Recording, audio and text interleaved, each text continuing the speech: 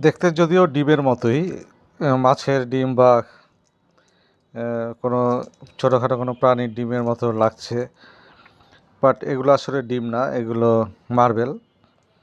তো অনেকেই আসলে নিশ্চয়ই ছোটোবেলায় খেলেছেন এগুলো দিয়ে।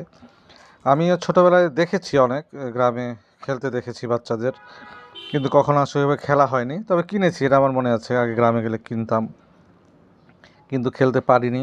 বা কয়েকটা জিনিস আসলে আমার শখ ছিল, যেমন মার্বেল খেলা, ঘুড়ি উড়ানো, মাছ ধরা। এই ৩টি শখ আমার এখনও।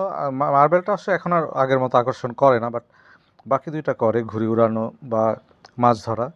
তো যাই হোক, এই ৩টি শখের মধ্যে কোনোটি হয়নি, পূরণ হয়নি, কারণ আমি পারি না বা ওই ধরনের সুযোগ হয়নি।